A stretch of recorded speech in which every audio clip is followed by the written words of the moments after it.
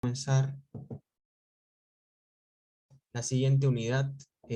Correspondería al módulo 3 de gestión reactiva. Y bueno, vamos a comenzar con lo que son niveles de emergencia y declaratorias de estado de emergencia.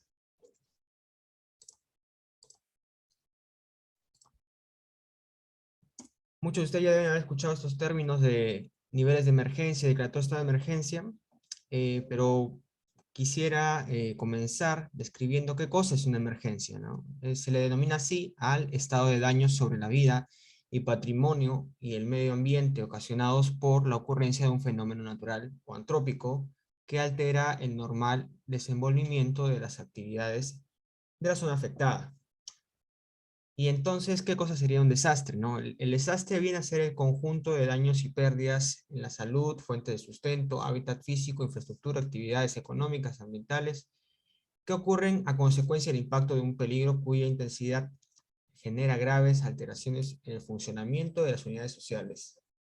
Y acá viene la diferencia, ¿no? Que indica sobrepasando la capacidad de respuesta local para atender eficazmente sus consecuencias, pudiéndose hacer de origen natural o antrópico, ¿no? En ambos casos es lo mismo, de origen natural o antrópico, pero podemos decir que todo desastre es una emergencia, pero no necesariamente toda emergencia es un desastre, ¿no? Vamos a remitir a los niveles de emergencia que se tienen ya establecidos en la normativa 29664, en el que nos indica que tenemos 5 niveles de emergencia. El nivel 1, que son aquellas emergencias que se pueden atender a nivel distrital, es decir, nivel gobierno local, distrito. El nivel 2 son aquellas emergencias que pueden ser atendidas por el gobierno local, pero provincial. El nivel 3 son aquellas emergencias que pueden ser atendidas por el gobierno regional. En nivel 4 es necesario la intervención de los sectores del gobierno nacional a través de los ministerios, de las entidades técnico-científicas, unidades ejecutoras que tengan cada uno de los ministerios, entre otros, previa declaratoria de estado de emergencia, ¿no? Este es un requisito indispensable para poder efectuar este tipo de acciones, es la declaratoria de estado de emergencia. Y el nivel 5 también necesita una declaratoria de estado de emergencia, pero interviene el gobierno nacional y es necesaria ayuda internacional. Y esto es para desastres de gran magnitud. Un ejemplo de nivel 5 tenemos el fenómeno del Niño 2017 o el sismo de Pisco del 2007. Bien, en este gráfico podemos ver la diferencia, ¿no? En el nivel 1, 2, 3, como decimos, es de alcance local y regional. Puede ser atendido con el personal de tanto de gobierno local o de gobierno regional. Y son para aquellas emergencias pequeñas, ¿no? Digamos, deslizamientos en vías o, digamos, pequeñas inundaciones, ¿no? Cosas que se puedan manejar de momento. Ya en el nivel 4 es cuando tanto la capacidad económica, la capacidad técnica del gobierno regional se ve sobrepasada. Y es necesaria la atención por parte de entidades del gobierno nacional. Un ejemplo de esto es el huaico que hubo en Mirabe, en Tacna, ¿no? Que arrasó con toda la localidad de Mirabe. Y en este caso fue necesaria pues, la atención por parte de los ministerios, brindar la ayuda humanitaria por parte del INDECI, entre otras acciones. También se permitió el acceso a los recursos del FONDES. Y esto es algo interesante, ¿no? Que a través de estos recursos se pueden ejecutar IORs, que ya deben conocer más o menos qué es una IOR. Más adelante también vamos a explicarlo a detalle. Que son intervenciones cortas que no llegan a ser proyectos, ¿no? Porque un proyecto es la generación o la creación de una unidad productora. En este caso, una IOR trabaja sobre un activo estratégico de la unidad productora. Y actividades de emergencia, que son bienes y servicios que pueden ejecutarse para tratar de sobrellevar la emergencia. Otro mecanismo financiero que también tenemos es la modificación presupuestal, de la cual también hablaremos más adelante. Un nivel 5 es un desastre de gran magnitud que afecta la vida de la nación, supera o puede superar la capacidad de respuesta del país, por lo mismo que se necesita de ayuda de otras naciones. En el nivel 1 y 2, el monitoreo lo hace el Centro de Operaciones de Emergencia Local. Hace el reporte de daños, ¿no? Coordina y conduce la emergencia el, el alcalde del nivel. Las intervenciones son con propios recursos, ¿no? Se empadronan y se distribuyen los bienes de ayuda humanitaria que se tengan en almacenes tanto del gobierno local, distrital y provincial, ¿no? La toma de decisiones a través del grupo de trabajo y la plataforma de defensa civil. Si es que se supera este nivel, se pasa a el nivel 3, donde el gobierno regional, a través del Centro de Operaciones de Emergencia Regional, es quien hace el monitoreo y el reporte de daños. Se coordina y se conduce la respuesta en su jurisdicción, es decir, el gobernador regional lo hace, eh, interviene con propios recursos, también se entregan los bienes de ayuda humanitaria que se encuentran en el almacén del gobierno regional. Se toma decisiones con el grupo de trabajo también, la plataforma de defensa civil, y también se busca el asesoramiento de algunos sectores, ¿no? Ya cuando pasamos al nivel 4,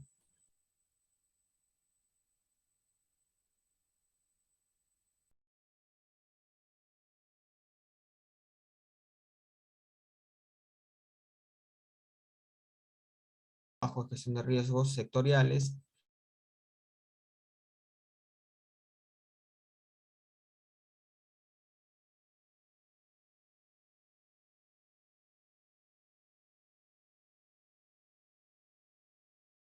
¿no? Ya que cuando son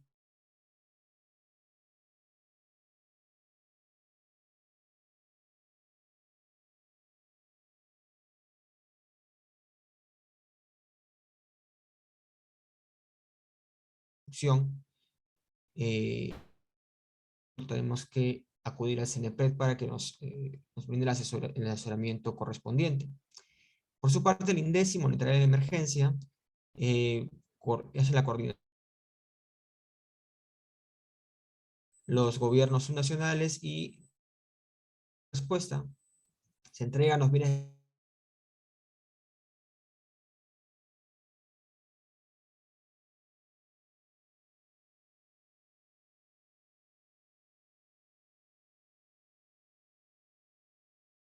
el grupo de trabajo de la plataforma de defensa civil, ¿no? Voy a mencionar,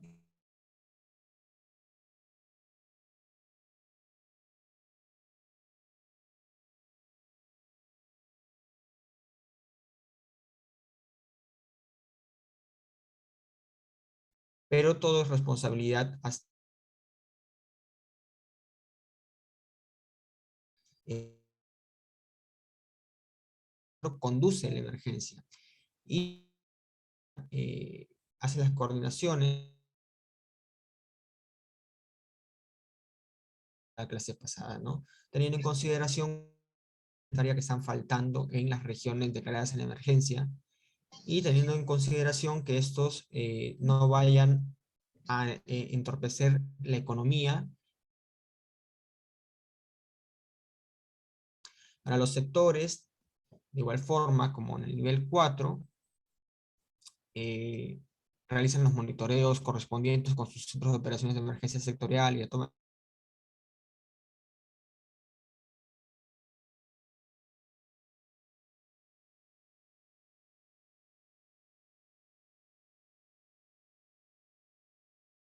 y el CNPRED gestiona las acciones de reconstrucción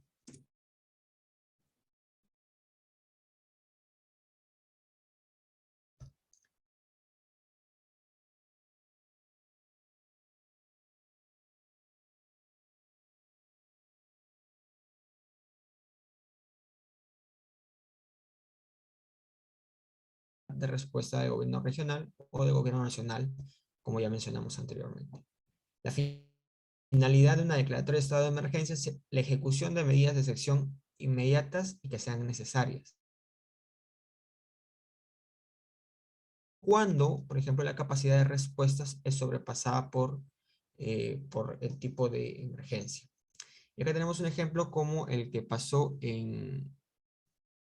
en San Juan de Miraflores, el aniego que hubo hace ya 4 años, más o menos, 3 años, si no me equivoco.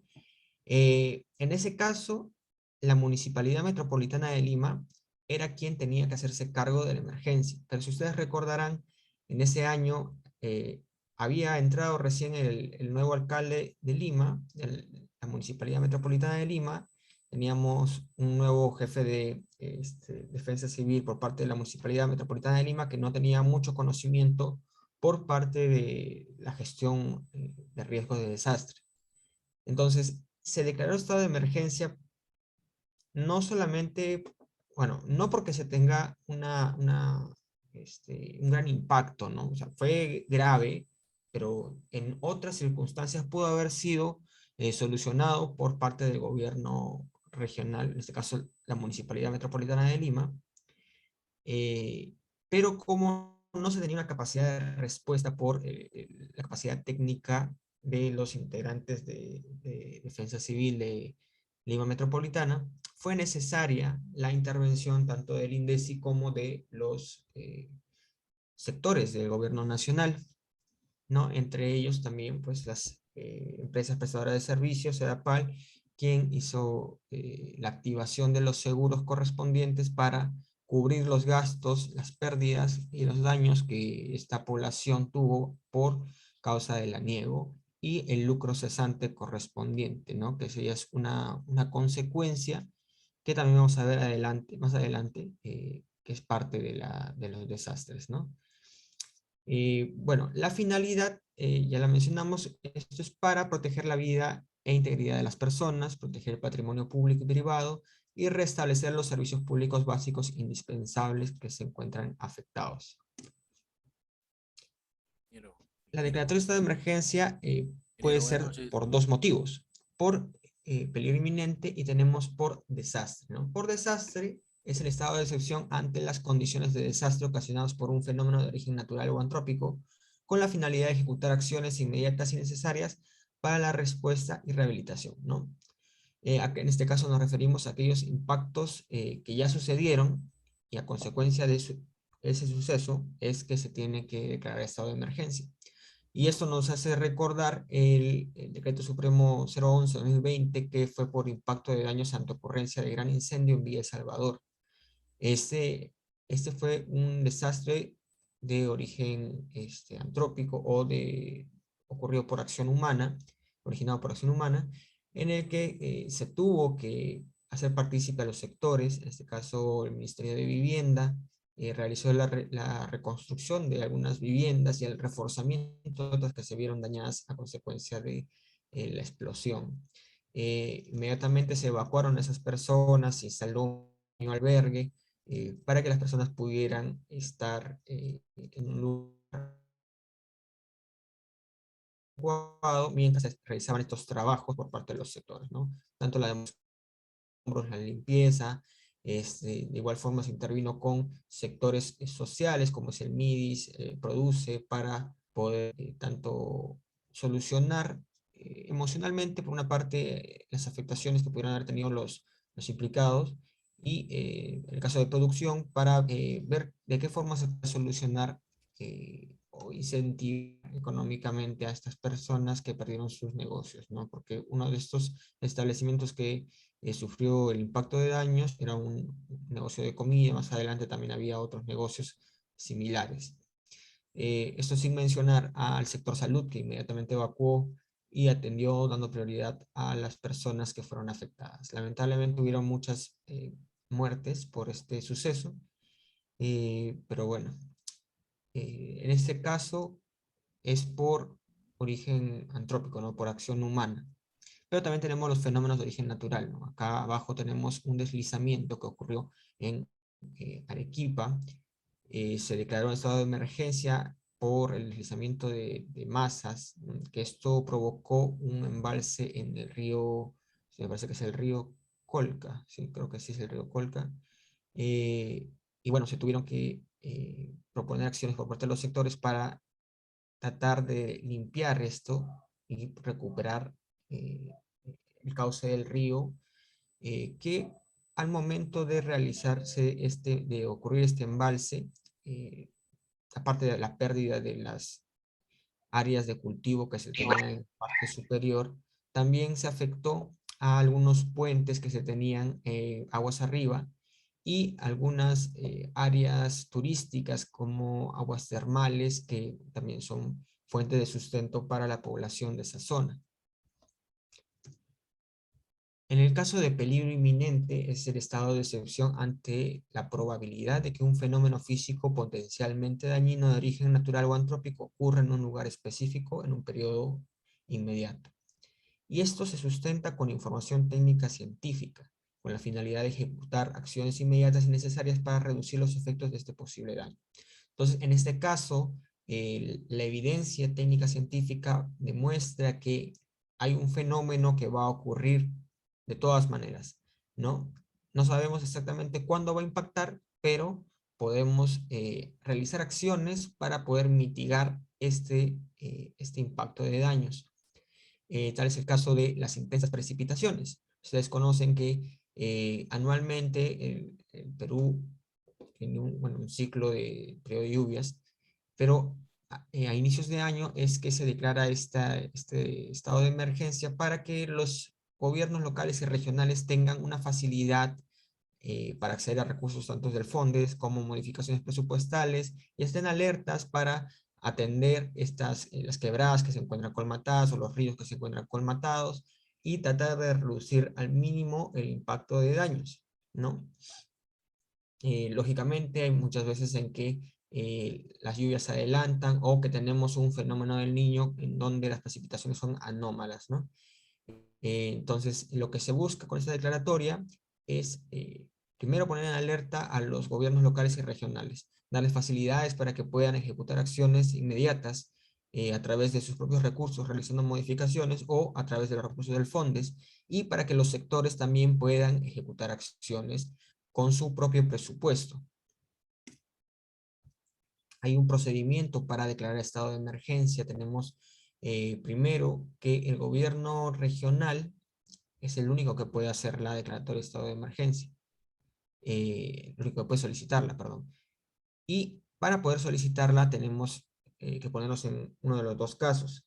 En el caso de peligro inminente, se tiene que adjuntar, aparte de la solicitud, el informe de estimación de riesgos por parte del gobierno regional y la opinión de la entidad científica favorable.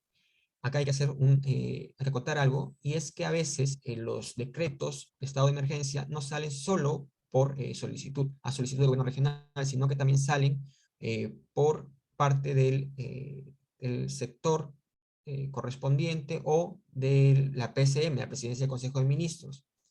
Entonces, la mayoría de estados de emergencia, por no decir todos, de intensas precipitaciones, este peligro inminente por intensas precipitaciones, son generados por parte de la Presidencia del Consejo de Ministros con información del CENAMI, ¿no? Entonces, el informe de estimación de riesgos lo sustenta el CENAMI y junto con CENEPRED, INDECI, se hace el informe y PCM declara el estado de emergencia por intensas precipitaciones para que se hagan las acciones que ya mencionamos anteriormente. Si es que no fuese el caso, porque también puede suceder, digamos que tenemos un talud inestable en donde en la parte superior se encuentra población asentada. Por diversos motivos, el INGEMET ya ha hecho análisis anteriormente y ha visto que hay una falla en esa ladera. Es posible que no se haya atendido oportunamente, pero ya se ve que inminentemente va a haber un deslizamiento sí o sí. Entonces, el riesgo se va incrementando día tras día, por lo que es necesario que el gobierno regional presente un informe de estimación de riesgos con la opinión técnica, en este caso de el IGMET o el IGP, perdón, que haría las veces de sustento también. Entonces, con esto se presenta a la presidencia del Consejo de Ministros con el informe favorable del INDECI y se puede dar la declaratoria de estado de emergencia publicada en el peruano. A ver, antes de continuar, tenemos una consulta. Buenas noches. ¿Deben presentar estimación de riesgos o evaluación de riesgos EVAR? Ya, para el caso de declaratoria de estado de emergencia se pide en la estimación de riesgos. El EVAR también se puede presentar, pero lo mínimo, por decirlo de esta forma, ¿no? Lo más sencillo es hacer la estimación de riesgos y un EVAR es un informe un poco más elaborado, ¿no? Es una evaluación más elaborada que requiere más recursos, de repente mayor tiempo de elaboración, y por eso es que nos quedamos nada más en el requisito de la estimación de riesgos. Para tener un contexto, la estimación de riesgos tiene ya un parámetro realizado, tiene unos pasos a seguir que están elaborados y publicados por el INDECI. No se salen de esos parámetros. En cambio, cuando se hace la evaluación de riesgos, es un poco, se necesitan mayores estudios, ¿no? Es más amplio, por decirlo de esa forma. En el caso de que tengamos una declaratoria por impacto de daños, por desastre, que es lo mismo, impacto de daños o desastre, se tiene que tener el informe EDAN, ¿no?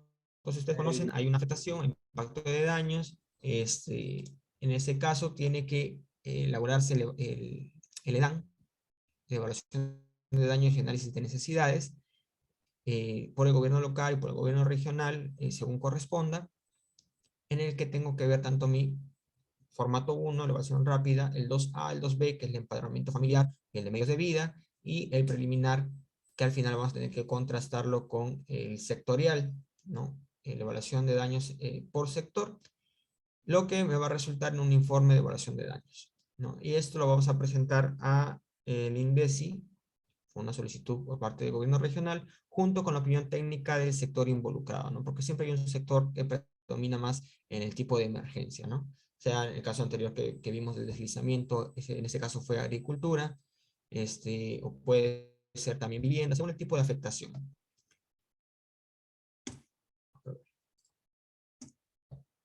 El informe técnico que elabora el INDECI como respaldo o sustento de que lo que ha presentado el gobierno regional está bien, debe incluir la identificación y la condición del peligro inminente o desastre en el ámbito geográfico, la jurisdicción, tiene que indicar también la descripción de las zonas vulnerables, tiene que indicar la relación de ministerios y entidades que van a ser parte de esta declaratoria de estado de emergencia, ¿no? Porque, ojo, no todos los sectores se involucran en una declaratoria de estado de emergencia. Va a depender del tipo de emergencia que tengamos para seleccionar qué sectores van a intervenir, no solo los indispensables.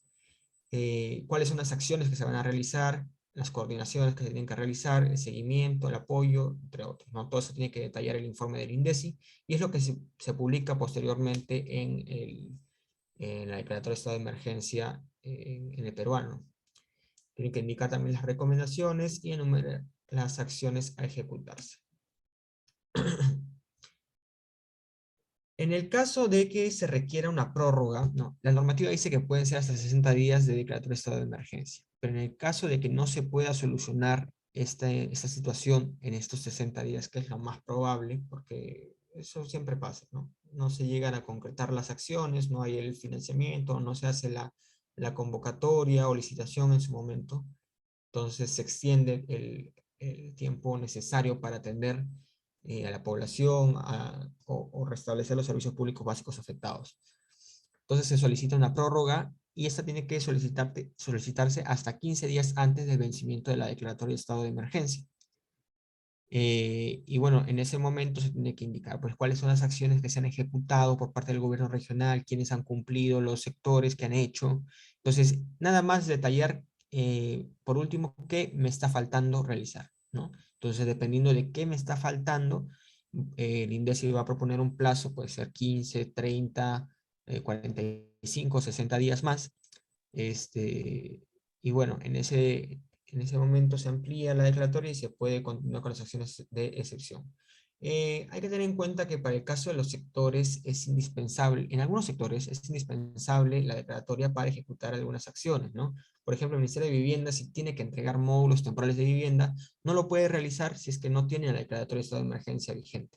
De igual forma, el reparto de agua para poblaciones vulnerables, o la entrega de filtros intradomiciliarios para aguas contaminadas, etcétera, ¿no? Pero hay sectores que sí ejecutan sus acciones, ¿no? Por ejemplo, el Ministerio de Transportes tiene acciones ya determinadas y cómo hay muchas vías que ya están concesionadas. Las acciones que están dentro de su jurisdicción pues siguen un camino regular. Bueno, los sectores de nivel nacional informan al INDECI periódicamente los avances de las acciones, el porcentaje de avance, las actividades pendientes, las dificultades y limitaciones, ¿no? En este caso, la Dirección de Rehabilitación es la que se encarga del seguimiento de las declaratorias de estado de emergencia, mientras que la Dirección de Respuesta es la que se encarga de dar la declaratoria y dar las prórrogas correspondientes. Dentro de los mecanismos que estábamos mencionando anteriormente, que se pueden ejecutar durante una declaratoria de estado de emergencia, tenemos FONDES. El FONDES es un fondo que fue creado principalmente para acciones de mitigación, reducción de riesgos, para ese tipo de cosas. No tenía nada que ver con la emergencia, pero posteriormente dijeron, bueno, ¿por qué no lo utilizamos también para acciones durante la emergencia? Entonces, luego, que el fondo se ejecute también para acciones de respuesta, rehabilitación y de peligro inminente, ¿no? Con la finalidad de reducir los daños generados por fenómenos naturales o antrópicos, ejecutar acciones ante la ocurrencia de desastres y rehabilitar infraestructura y o servicios públicos dañados una vez ocurrido el desastre o para reducir el peligro inminente, ¿no? Y acá nos pone cuáles son las intervenciones que se pueden hacer. O sea, el FONDES puede financiar proyectos, IOARs o actividades de emergencia. Pero cuando estamos en una emergencia, nos limitamos nada más a IOARs, que son inversiones que no constituyen proyectos, y actividades de emergencia. Hay un listado de actividades que se pueden realizar. Ahora, ¿qué son las IOARs? Son intervenciones que trabajan dentro de una unidad productora, específicamente un activo estratégico, ¿no? Una unidad productora está compuesta por varios activos estratégicos y la IOAR va a trabajar nada más en un activo estratégico. En este caso, en el caso de impacto de daños, tenemos que centrarnos nada más en rehabilitación y reposición, ¿no? Y en el caso de peligro inminente, tenemos ampliación marginal y rehabilitación. Ahora, recordemos que el peligro inminente es antes de que haya ocurrido el impacto de daños, ¿no? Entonces, como no ha ocurrido el impacto de daños, yo me puedo dar la libertad de ejecutar una IOAR de ampliación marginal. Entonces, ampliación marginal, ¿qué cosa es? Vendría a ser una intervención que dota de un elemento adicional a mi activo estratégico, en este caso para reducir los daños, ¿no? Les pongo un ejemplo, tenemos un colegio que se encuentra cerca de un río y sabemos que ese río puede que se desborde y se inunde, ¿no? Entonces, la IOAR que podríamos plantear es un activo estratégico de protección de riberas, ¿no? Una protección de riberas con muro de gaviones o muro ciclópeo o de concreto armado, para proteger a mi infraestructura de educación, ¿no? Entonces, yo no estoy generando un nuevo colegio, que sería un proyecto, lo que yo estoy haciendo es complementar a mi colegio, que es mi unidad productora, con un activo estratégico nuevo, que sería la ampliación marginal a través de un muro de gaviones o un muro de ciclopio, para evitar la inundación o la afectación de este colegio, ¿no? En ese caso tendríamos una ampliación marginal. Pero si nos ponemos en el caso de rehabilitación, dicen que rehabilitación también se puede hacer durante un peligro inminente. Y nos referimos en este caso a el escenario en el que tengamos ya el muro de gaviones instalado, que ya se haya previsto con años de anticipación que existen inundaciones y que pueden afectar a este colegio. Entonces se construyó el muro de gaviones, pero ¿qué sucede? Por la obsolescencia, por el tiempo que ha pasado, se ha visto degradado este muro de gaviones y es posible que con la crecida del río no vaya a funcionar bien. Entonces, la IOAR en este caso ya no va a ser una ampliación marginal porque el activo estratégico ya existe. Entonces, como existe, lo único que tengo que hacer es rehabilitarlo.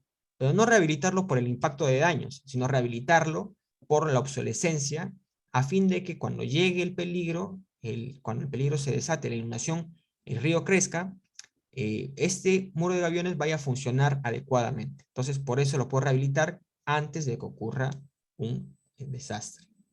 Y en el caso de post-desastre, es decir, cuando ya tenemos el impacto de daños, Lógicamente, puede que se haya dañado la infraestructura educativa o cualquier tipo de infraestructura, y es necesario rehabilitarla, ¿no?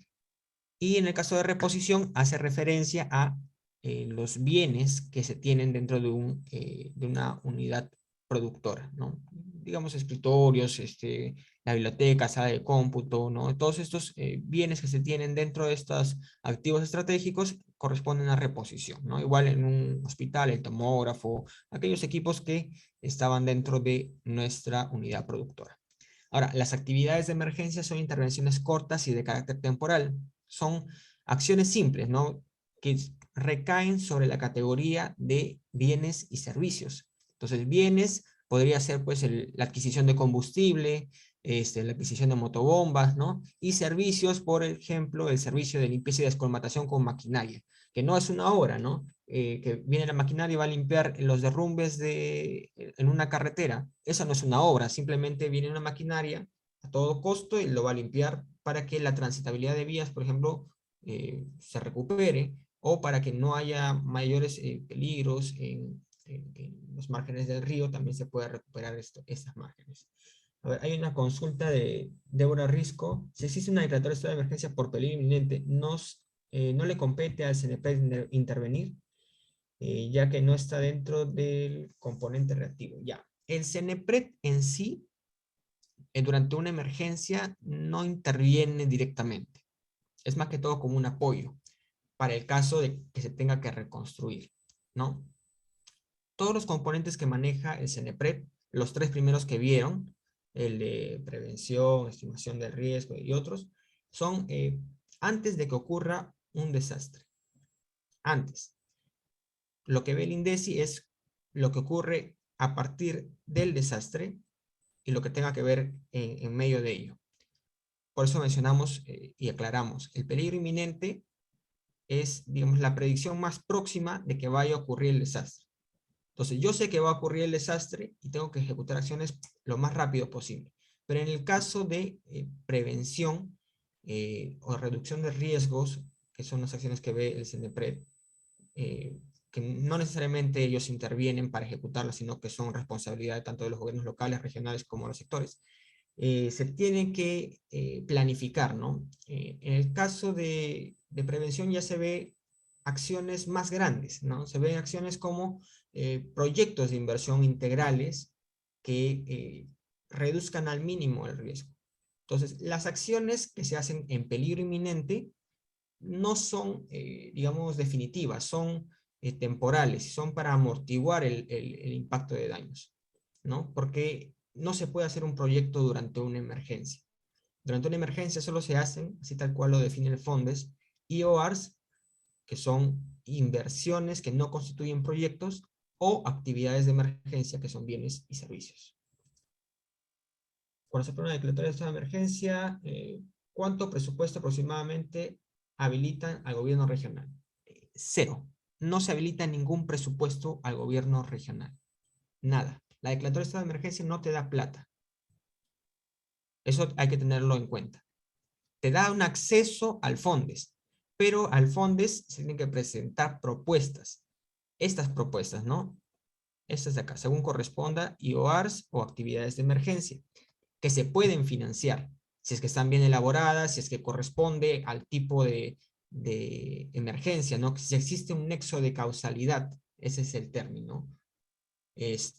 Por ejemplo, si me presentan un proyecto para poder evaluar, para que se haga durante una emergencia, no se puede, ¿no? Un proyecto se hace antes de la emergencia, de manera preventiva, o después de la emergencia como manera de reconstrucción, ¿sí?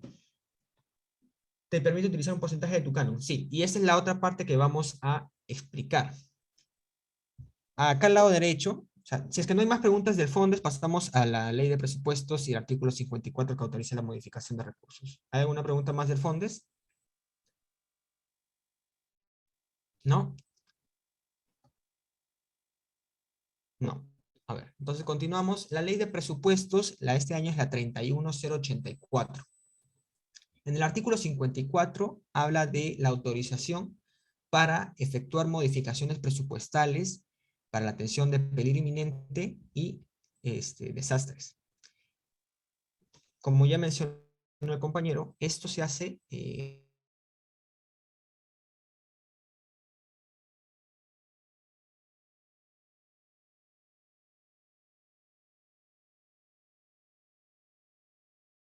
participaciones y recursos directamente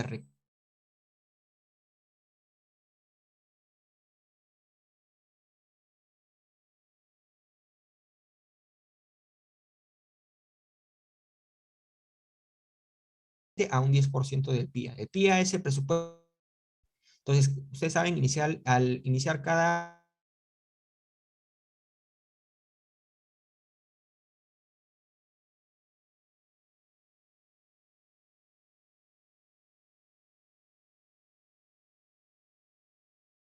pueden hacer para la atención exclusiva de emergencia. Pero hay una limitante, ¿no? Que son actividades de emergencia. O sea, no se pueden hacer proyectos con esos recursos, se pueden hacer IOARs. Lo único que me permite hacer actividades de emergencia. Las actividades, como ya explicamos, son intervenciones cortas de carácter temporal, bienes y servicios, que incluyen alquiler de maquinaria, incluye adquisición de combustible, incluye algunos bienes como, por ejemplo, motobombas, algunos repuestos, filtros intradomiciliarios. Hay un listado completo en el PREVAET. El PREVAET es el Programa Presupuestal para la Reducción y la Vulnerabilidad del Riesgo. Anualmente sale un compilado nuevo del PREVAET. Esto es publicado por la PCM. Entonces, dentro de este compilado tenemos todas las acciones en este programa presupuestal 068. Pero dentro del programa presupuestal 068 no solamente tenemos acciones para la emergencia, ¿no? Ese es, digamos, un porcentaje de las acciones que se tiene dentro del PREVAET. También dentro del PREVAET tenemos acciones que se hacen antes de la emergencia, ¿no? Que son de mitigación, de reducción de riesgo, entre otros, ¿no? Se pueden programar acciones, presupuesto para ejecutar durante las emergencias. Eh, pero cuando, digamos, el gobierno local ya ejecutó el presupuesto que tenía, o sea, a inicios de año programó 100.000 soles para descolmataciones en caso de emergencias. Lo programó a inicio de año, es decir, que lo puede utilizar en el caso de que haya una emergencia. Pero digamos que ya lo utilizó y aún sigue habiendo lugares que han sido afectados por inundaciones o por huaicos. Entonces, ¿qué puede hacer? Si estamos dentro de la emergencia, de mi presupuesto puedo destinar cierto porcentaje según lo que corresponda, porque en el caso de gobiernos locales no hay un límite de modificación, pero tampoco es lógico que se vaya a utilizar todo el presupuesto, ¿no?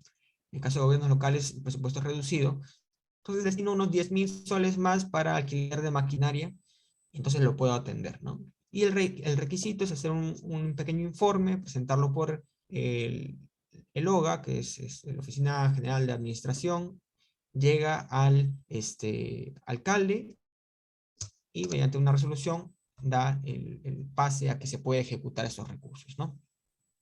¿Hay alguna duda sobre este tipo de financiamiento que se tiene durante la emergencia?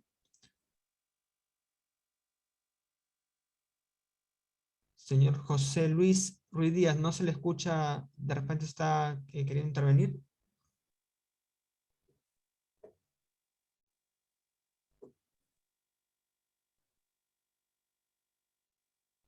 Mm, cualquier cosa de repente por el chat nos podría preguntar. Entonces pasamos al proceso de rehabilitación. Y en este caso vamos a tener que considerar que el proceso de rehabilitación es un conjunto de acciones conducentes al restablecimiento de los servicios públicos básicos.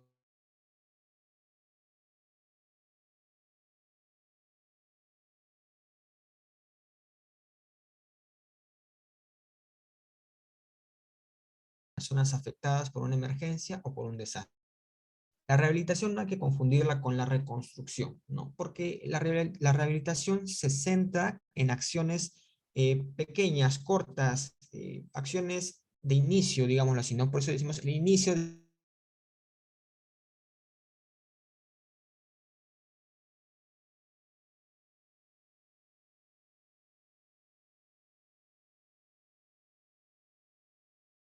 que la rehabilitación pero vamos a ver la dinámica de cómo es que se desarrolla esto realmente, ¿no? Entonces acá tenemos un pequeño diagrama en donde muestra el tiempo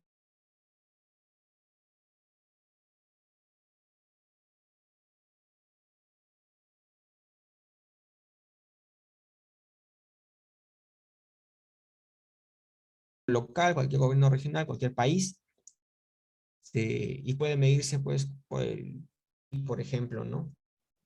Pero cuando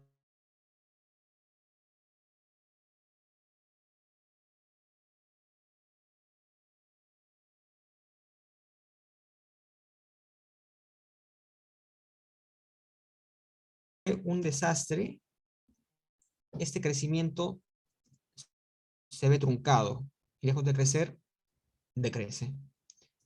Y las acciones que tengo que realizar para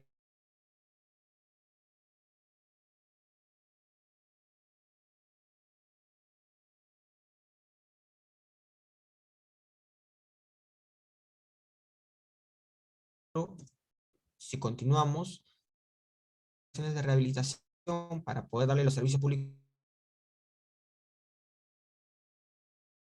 recuperación del daño físico, económico, social, ambiental, tal cual lo mencionamos antes, y finalmente la reconstrucción, ¿no? La idea de reconstruir, bueno, muchos autores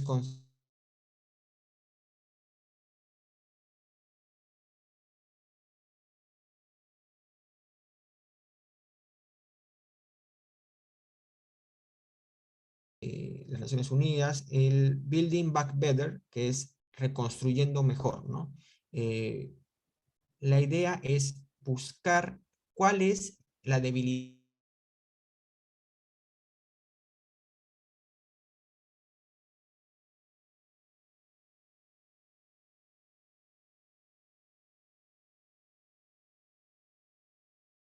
componente de fragilidad que, bueno, hizo que dejara de funcionar realmente a consecuencia del desastre. Entonces, es necesario para poder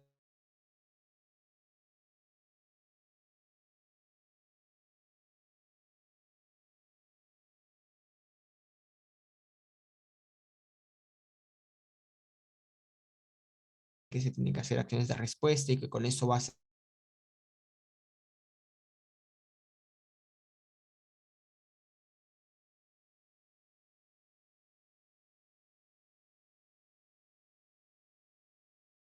reconstrucción. Entonces, por eso es que se tiene que nacer en conjunto, que su forma de desarrollarse en algunos casos tenga mayor duración, es lo más lógico del mundo, ¿no? Porque la ayuda humanitaria se entrega en 300,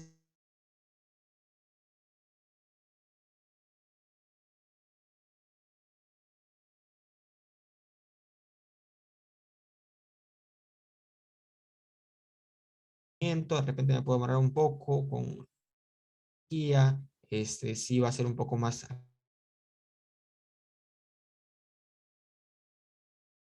va haciéndose más complicado. El tema de reconstrucción, si es que ya el colegio se ha visto totalmente devastado y todavía tengo que proponer un proyecto, va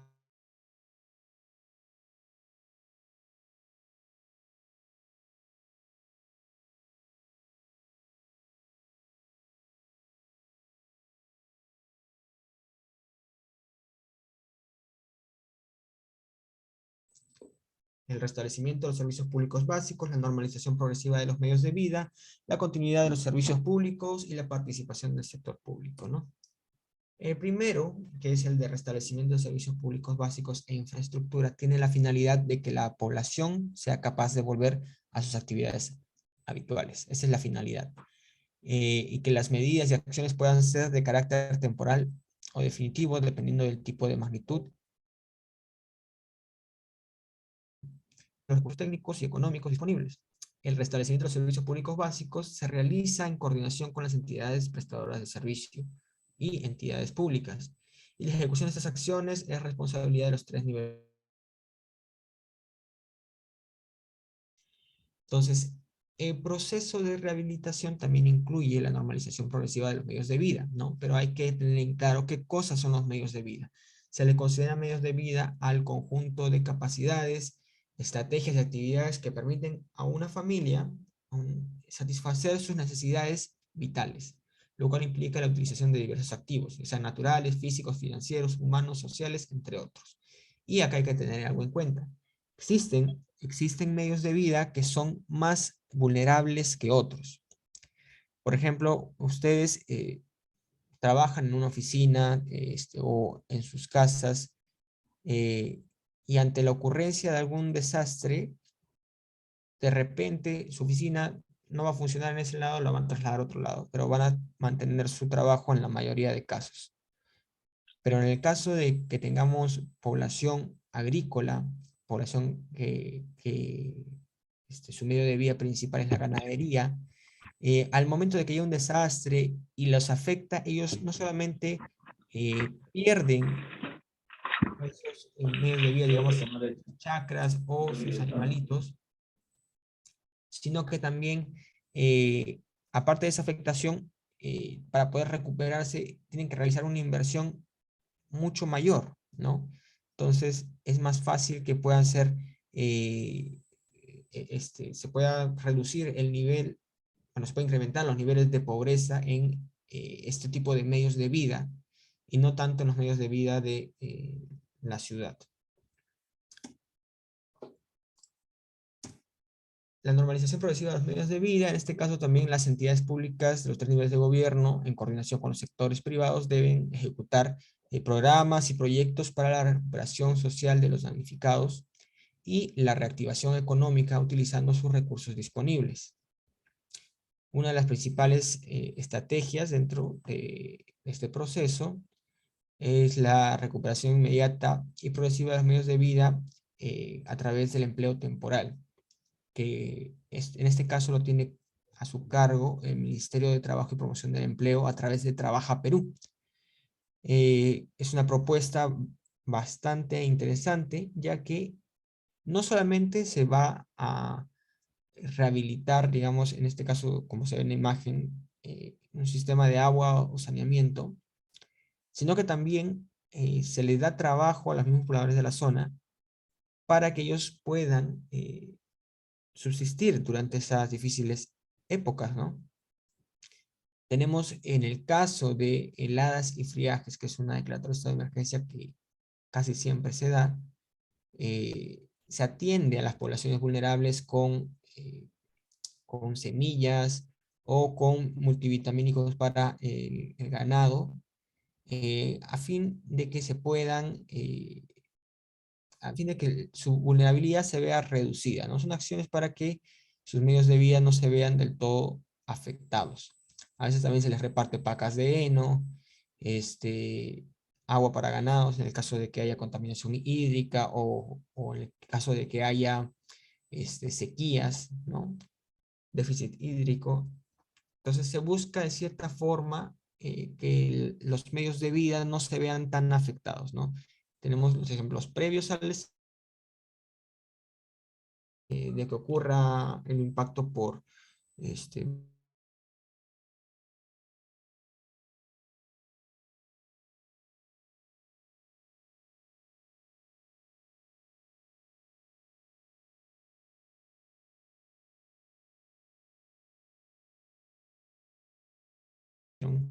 afectados y que perdieron sus medios de vida.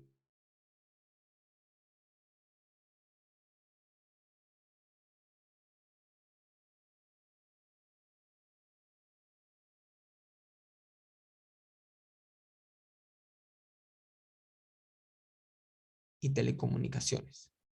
No, si es que ya hablamos de los servicios como educación y salud, esos servicios pasarían a un segundo plano, no muy lejano, debido a que para su funcionamiento es requerido que se tenga estos servicios públicos básicos recuperados, ¿no?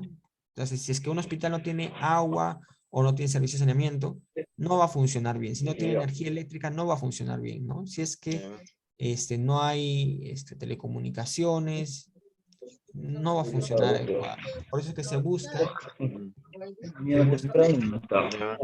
estos servicios se recuperen inicialmente. Los de agua, saneamiento, energía, ya puede ser energía eléctrica, gas, entre otras, este, transporte y telecomunicaciones. El siguiente subproceso es la continuidad de los servicios públicos básicos indispensables. No, perdón, sí, es el mismo en el que estamos. En ese caso, las empresas del Estado, las EPS, las empresas prestadoras de servicio, los operadores de concesiones públicas y los organismos reguladores deben ejecutar sus planes de continuidad.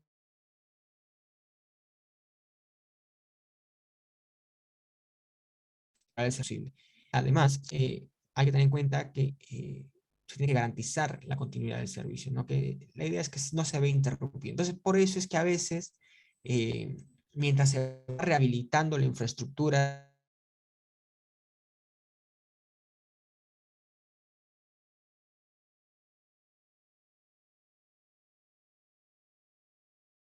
de llegar a rehabilitación, tiene que hacerse una contratación para eh, cisternas de agua potable, ¿no? En algunos casos, algunos gobiernos locales no tienen empresas prestadoras de servicios, son ellos mismos quienes manejan estos servicios. Entonces, de la misma forma, tienen que hacerse responsables. eh, y bueno, ¿no? Entre las empresas prestadoras de servicios más comunes tenemos CEDAPAL, CEDAPAR, Cálida, Luz del Sur, Enel. Tenemos también a las concesionarias de vías, que también deben encargarse de aquellas vías que fueron afectadas por derrumbes, deslizamientos y rehabilitarlos. Y de igual forma las empresas de telecomunicaciones, ¿no? Claro, Movistar, Entel, entre otros. Es necesario contar con la participación del sector público. Y esto es a través de la plataforma de defensa civil, que es un espacio importante de coordinación que promueve la contribución para los sectores. Se tienen que generar alianzas estratégicas para ejecutar acciones durante el proceso de rehabilitación y es una condición fundamental, ¿no? Tenemos entre ellas entidades como Antamina, Capeco, Hidrocarburos del Perú, entre otros, que pueden ser parte de este proceso. Si tuvieran alguna consulta, podría explicar la diferencia de heladas con friaje. Ya, básicamente los dos corresponden a bajas temperaturas, solo que en niveles y lugares diferentes. Cuando hablamos de heladas nos referimos a aquellas temperaturas eh, correspondientes, que son muy bajas, correspondientes a sectores de la sierra. Cuando hablamos de friajes, también hablamos de esas bajas temperaturas, pero en sectores de selva. Entonces, se hace esta diferenciación porque eh, existe una baja en temperaturas, pero no es, digamos, de la misma magnitud, ¿no?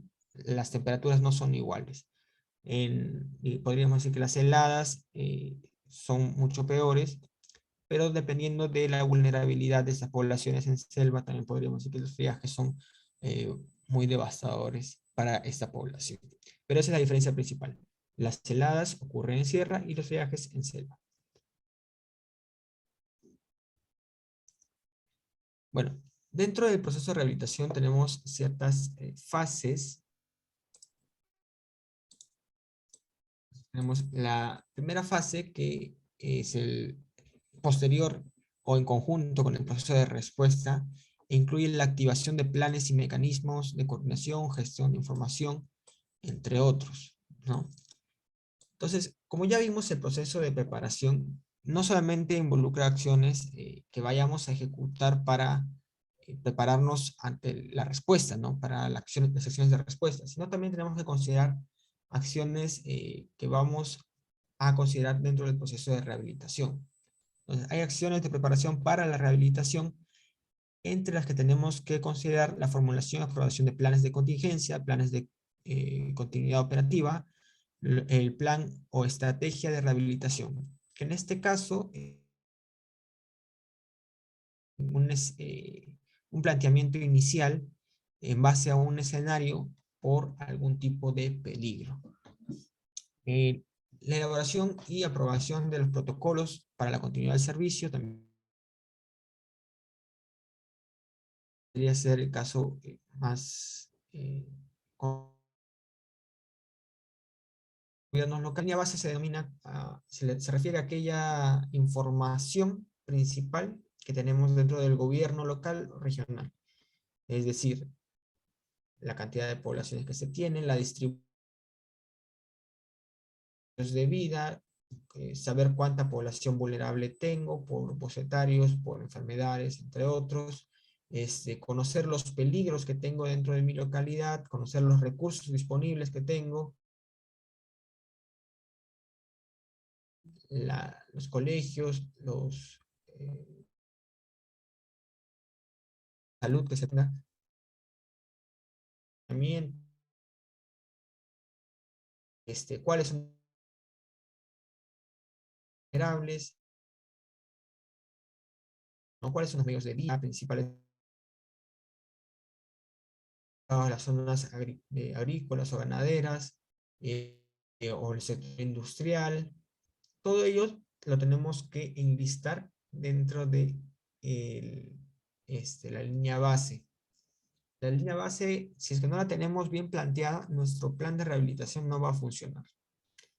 Tenemos que tener conformados e instalados los grupos de trabajo y las plataformas de defensa civil, que lo conversamos la clase pasada. Y bueno, a partir de ello, ya podemos generar nuestro primer plan de rehabilitación. El plan de rehabilitación no se tiene que...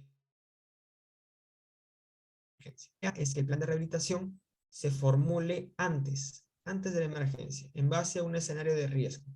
Un escenario de riesgo, como ya mencionamos también en la clase pasada, es aquella visión que se tiene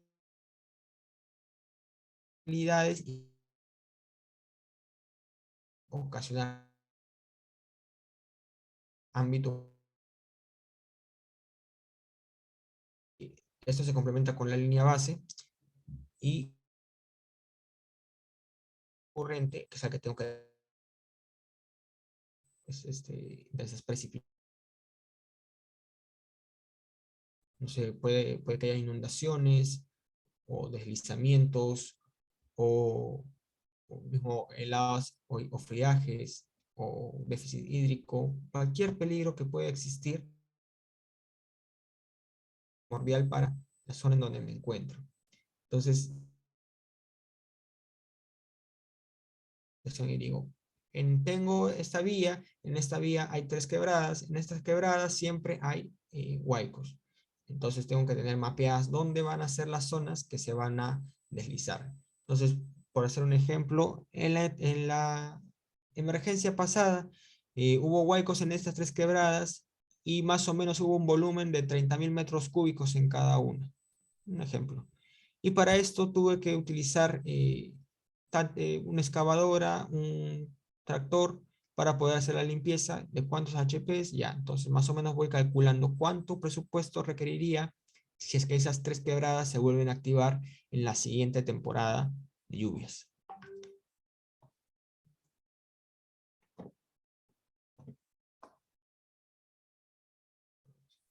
¿Ya? Eso vendría a ser en la fase previa a la emergencia. Cuando ya ocurre el desastre, se tienen que activar estos planes y mecanismos de coordinación en el que tenemos que incluir, lo acercamos para que se vea, actividades, la activación de los planes de rehabilitación o estrategias que ya habíamos formulado inicialmente, de los mecanismos de coordinación y articulación, las sesiones permanentes del grupo de trabajo y plataformas de defensa civil, y la consolidación de daños en el EDAN Perú. ¿No? Daños y efectos que pueden ocurrir a consecuencia. ¿No? Los daños, hablamos tanto de infraestructura física, medios de vida, todo lo que pudo haberse impactado con el desastre. Pero los efectos vendrían a ser aquellas, digamos, pérdidas que no se llegan a ver, ¿no? Por ejemplo, si es que yo tenía programado hacer el cultivo de una hectárea, invertí cierta cantidad de dinero en esa hectárea, pero viene el huaico, viene la inundación y se lleva esa hectárea. Entonces, el que se haya llevado esa hectárea de recursos implica un daño. Un daño tiene un costo, ¿no? El costo que yo invertí en esa hectárea. pero además tengo una pérdida que es un efecto posterior al impacto de daño. Entonces yo había presupuestado que de esa hectárea iba a ganar 2 veces lo que había invertido. Pero como ya se lo llevó el desastre, ya no tengo ese dinero, ¿no? Entonces esa inversión se ve perdida. Entonces, más allá de eso, podríamos expandir a otros sectores, ¿no? Por ejemplo, la persona que iba a hacer el recojo de estos productos agrícolas los iba a transportar a otra ciudad. Ahora ya no tiene qué cosa transportar. Entonces, como no tiene clientes, también existe una pérdida por parte de esta persona, de ese transportista, ¿no? Y así podemos analizar cada uno de los sectores. Señor Víctor Landa, ¿tiene alguna acotación? Sí, buenas noches, ingeniero. Mire, con respecto a la reposición o apoyo, más que nada en la afectación de los medios de vida, he leído con un poquito de experiencia, ¿no? En Moquegua y en Guarochirí, por ejemplo, más que nada en Guarochirí, fueron arrasados sectores de cultivo, medios de vida de un sector poblacional. Pero el gobierno no los consideró para nada, ya que ellos se encontraban desarrollando su actividad económica en una zona intangible, en una zona no autorizada, y así que pudieron sustentar la afectación de los medios de vida, no los consideraron para en el proceso de...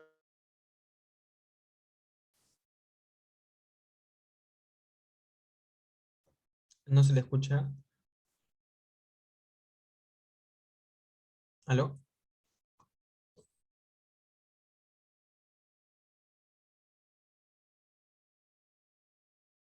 Señor Víctor,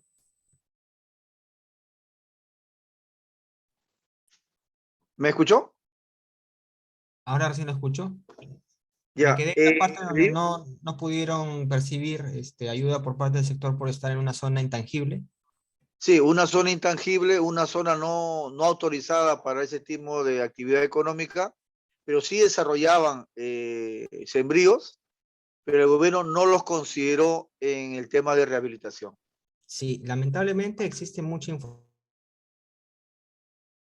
en el Perú, ¿no? Y el tener actividades económicas que no son legales, bueno, tarde o temprano nos va a pasar la factura, ¿no? Entonces, es muy conocido que existe la necesidad, ¿no? Pero no está bien.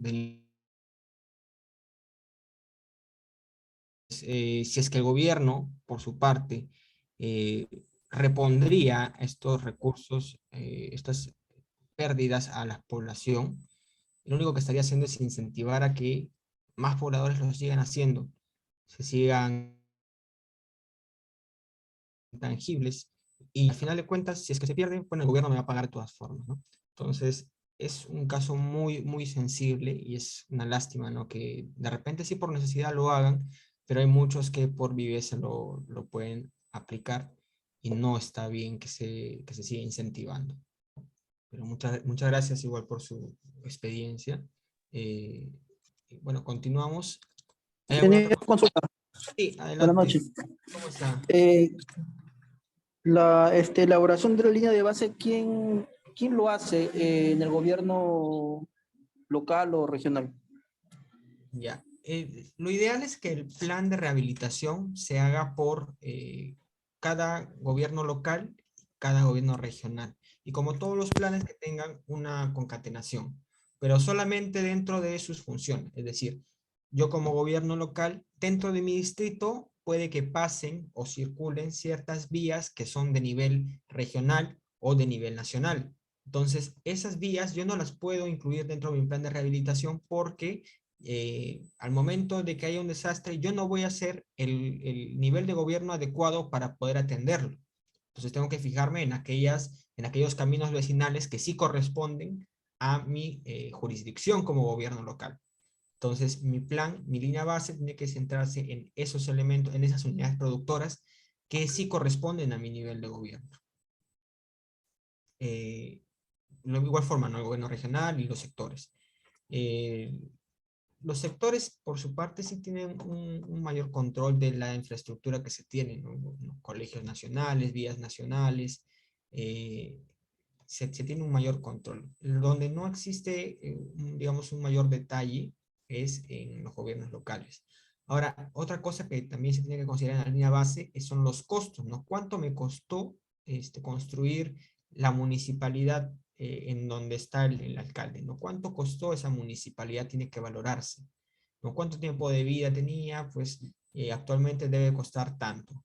Eso también se tiene que considerar en la línea base, porque al momento de que haya un desastre, la municipalidad también puede ser afectada y también es una infraestructura que tiene que rehabilitarse para que exista, para que se continúe con la gobernabilidad adecuadamente dentro del distrito. Yo tengo algunas consultas en el chat. A ver, Juan José Monteros. ¿Se puede rehabilitar una zona perjudicada por un desastre que está ubicado en zonas de riesgo no mitigable? Eh, la misma pregunta. Sí. En el caso de las zonas de riesgo no mitigable, podríamos remitirnos al el caso que vimos en Mirave, ¿no? A ver si retrocedemos rápidamente.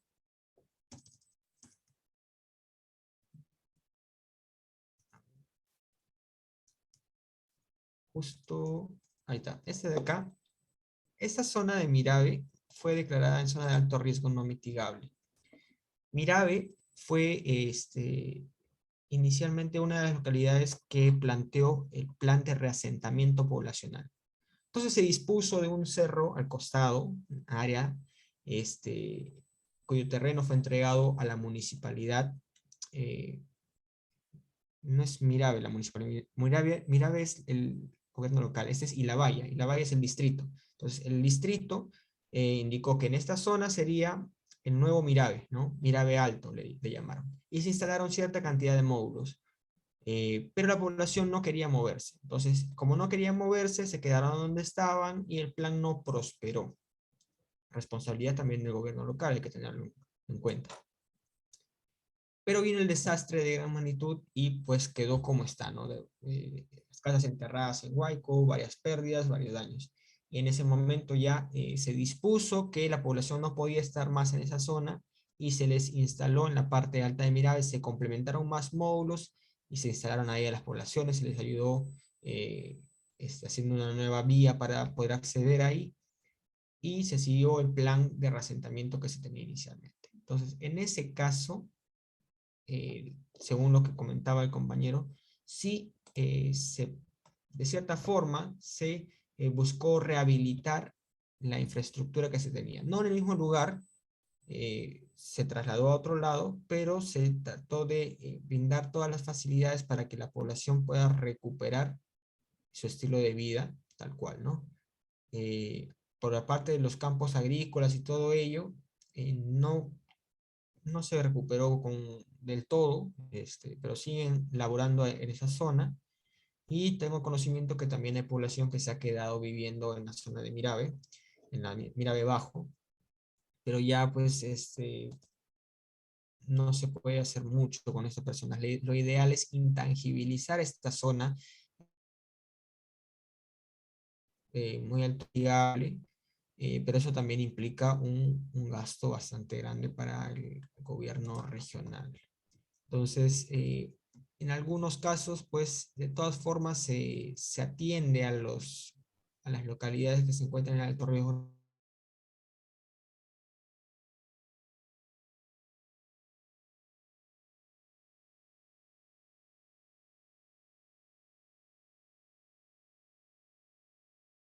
La consulta continuamos.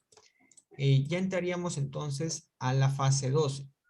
La fase 2 de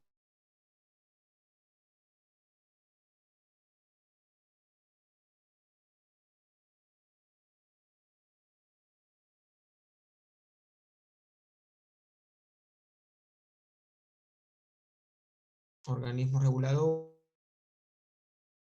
de acciones de interrumpir agua, saneamiento, energía, comunicaciones, y a las entidades del Estado recuperar, ¿no? Lo que hablaba anteriormente,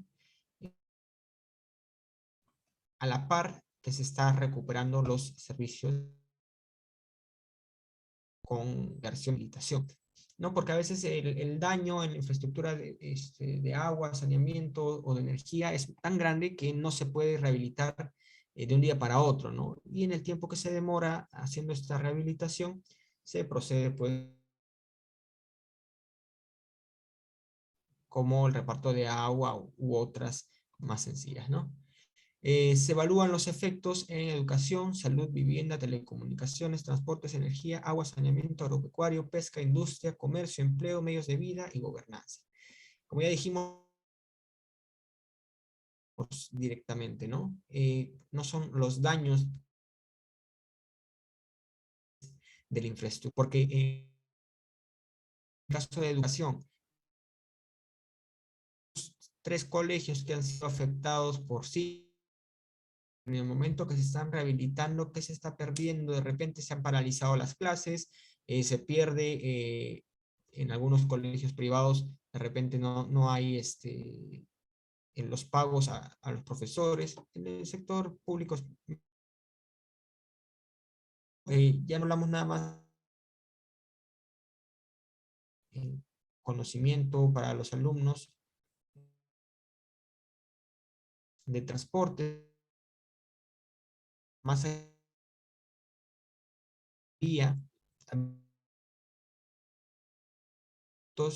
eh, o traigan insumos, igual en el caso de la industria, es ver más allá de los daños físicos que pudieran haber, ¿no? Son aquellas consecuencias del daño físico. La tercera fase y necesidades para la rehabilitación. La estimación de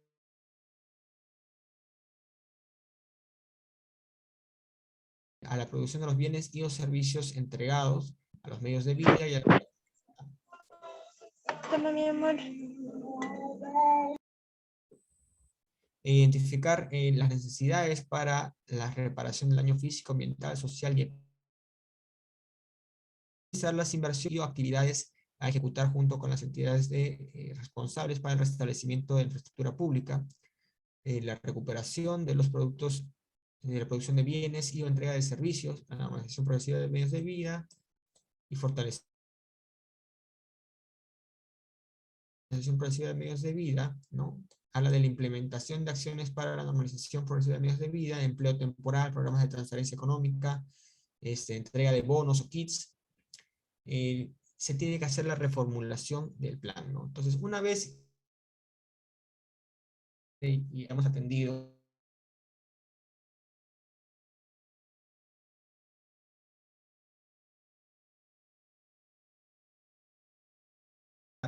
para tener conocimiento de que un escenario determinado.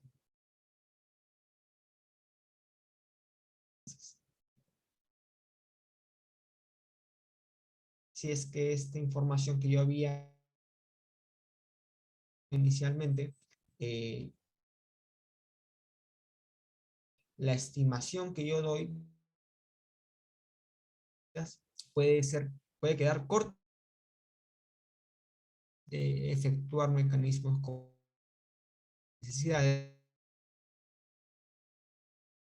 ¿Cuál es la brecha que no estoy cubriendo con el plan de rehabilitación y actualizarlo de tal forma que pueda completar esas actividades por medio de financiamiento como los mencionados anteriormente en los fondos? Esa es la idea del plan de rehabilitación. Finalmente se tiene que definir los indicadores para el monitoreo, seguimiento, evaluación de este plan. Terminado esta parte de rehabilitación, se pasa al proceso de mencioné la idea en paralelo, que sean grupos de trabajo que lo hagan. Pero esa es la idea del proceso de rehabilitación. ¿Hay alguna consulta, señor Víctor? No, ingeniero, no. Estaba cambiando de computadora, por eso se activó. Disculpe. Entonces, definimos un poco de reparación del daño físico. El daño físico hace referencia para red,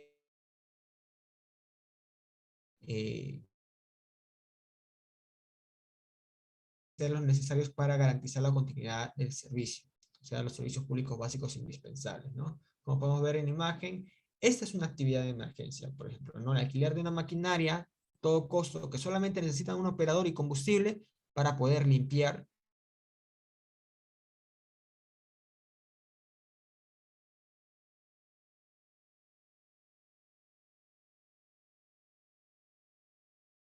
vía de momento, ¿no? El caso de la rehabilitación ya con una IOR del el sistema de agua o saneamiento, que también es necesario para la ejecución de esto. Ya es una IOR, es como un proyecto como ya estratégico, ¿no? La reparación del daño ambiental se considera como las acciones de restablecimiento de las condiciones ambientales que afectan a la población y a sus medios de vida. En este caso tenemos que similar, pero este es un movimiento de masas debido a intensas precipitaciones pluviales. Ese tipo de deslizamientos, como para que tengan conocimiento, ocurren porque existe un riego por inundación por parte de la población, ¿no? Entonces la población misma es la que va generando tipo de afectaciones ocurran. Entonces, cuando llegan en las intensas precipitaciones, en la parte interna de esta tierra que es inestable, se van formando bolsones de agua que al momento de las intensas precipitaciones se llegan a saturar más hasta que llegan a un punto en el que ya el terreno no resiste y se desliza, ¿no?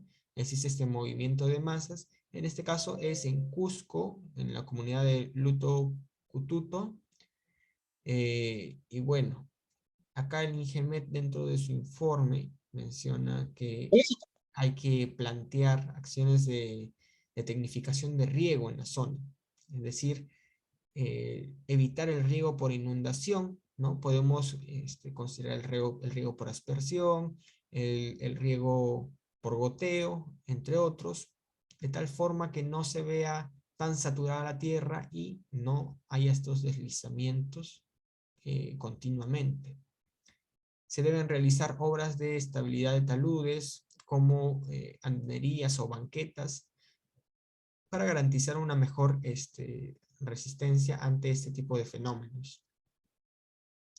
Y también se tiene que reforestar con plantas autóctonas que evitarían que este suelo vuelva a deslizarse de esta forma, ¿no?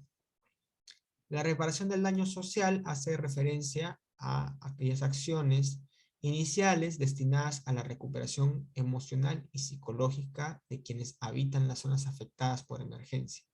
Entonces, ya con este concepto nos vamos dando cuenta de que no solamente rehabilitación trata de que rehabilito el servicio público básico y ya está, ¿no?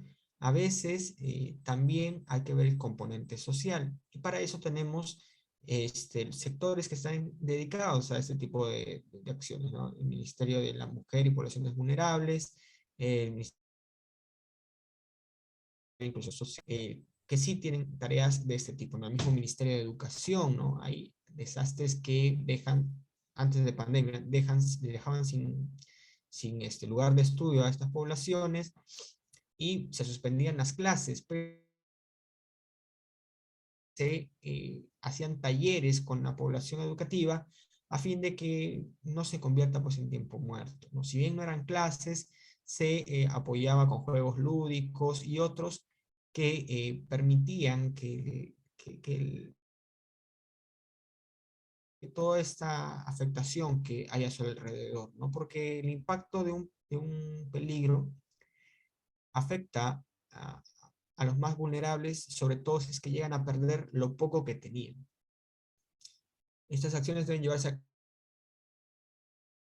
prácticas, ¿no? Siempre hay que tener en cuenta esos aspectos.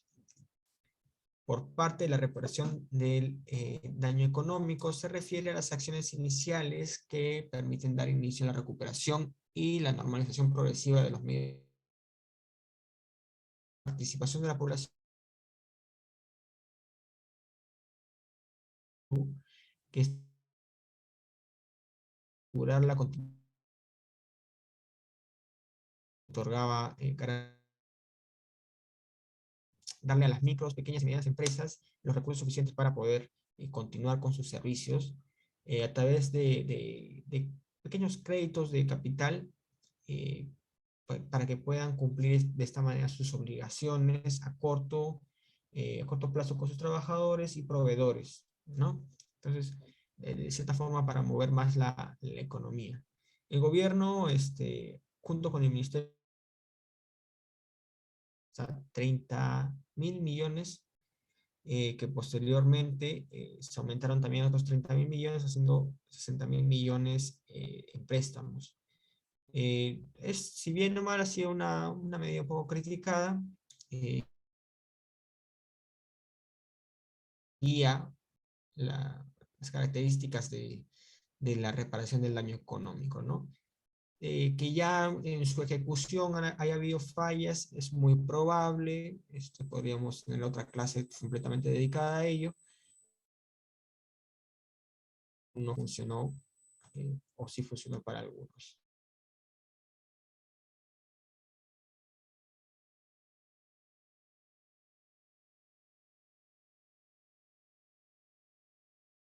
Mencionaba compañero sobre qué cosa contiene, ¿no? Esta línea base. Esta línea base tiene que contener el estado situacional, es decir, las condiciones físicas del territorio, las condiciones demográficas, socioeconómicas y culturales de la población. Existen evaluaciones de riesgos, análisis de vulnerabilidades o estimaciones de riesgo en su defecto. Se tiene que considerar la estadística de daños y emergencias pasadas, ¿no? Como ya vimos en el proceso de preparación, la estadística siempre es un factor muy importante, ya que la mayoría de fenómenos son recurrentes, menos pues los sísmicos y los volcánicos, y alguno que otro adicional que se me puede estar pasando. Los que son hidrometeorológicos por su mayoría son el estado situacional de, en este caso, la infraestructura pública que se encuentra en mi localidad que corresponde a mi nivel de gobierno, ¿no? Porque dentro de mi distrito puede haber infraestructura del gobierno local, sino que está a cargo del Ministerio de Educación, o vías que no están a cargo del gobierno local, sino que están a cargo del Ministerio de Transporte o están concesionadas. Entonces, ver siempre responde a la responsabilidad de cada gobierno local, ¿no? Tanto la infraestructura, los activos físicos para el restablecimiento de servicios públicos básicos, es decir, si tengo maquinaria, tengo combustible disponible, luego los medios de vida y de empleo. Todo eso.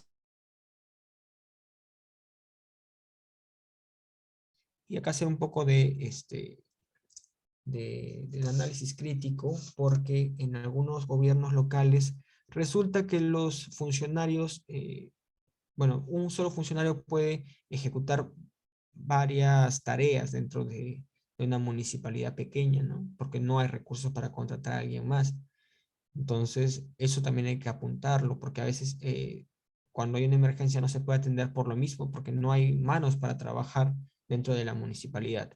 O hay casos en el que el alcalde, bueno, por algún otro motivo no está preso o lo han matado, porque también hay casos. Entonces, el que está encargado es el teniente alcalde, que, que no pues necesariamente no estaba preparado o previsto para hacer esas funciones. Entonces, todo eso hay que considerarlo en la situación de gobernanza. Luego también la situación de los activos críticos de cada uno de los sectores, también hay que tenerlos en cuenta.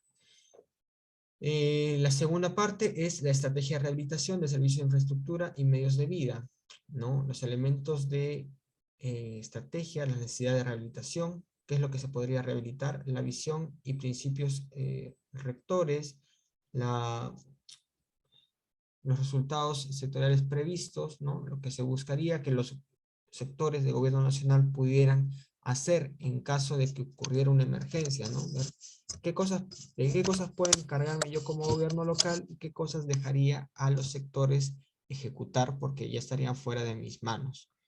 Y acuerdos de implementación existentes. Ocurrido el desastre, ya tengo que considerar información post-desastre como la evaluación de daños, que incluye pues el formulario de campo, el empadronamiento familiar, el de medios de vida, el EDAN preliminar y el informe de efectos del desastre proporcionado por cada una de las entidades involucradas, los sectores, gobiernos regionales, gobiernos locales. La evaluación de los efectos de desastre sobre la infraestructura, ¿no? Ya mencionamos bastante qué cosas son los efectos, sobre la producción, sobre los medios de vida, sobre los riesgos existentes, ¿no? Si es que se generan si es que es posible que con este evento, con esta situación que se está planteando, puedan generarse nuevos riesgos, ¿no? Porque imaginando que tenemos una población que está en un acantilado, a ver, podemos dibujarlo de repente, ¿no? Que tenemos una población que se encuentra ubicada en un risco. Entonces, ya el INGEMET ha evaluado esta zona y es posible que haya un deslizamiento acá. Entonces, que todo este material vaya a afectar, ¿no? Entonces, yo tengo otra población que está ubicada acá. Entonces, el riesgo es que esta población vaya a ser afectada por este deslizamiento, ¿no?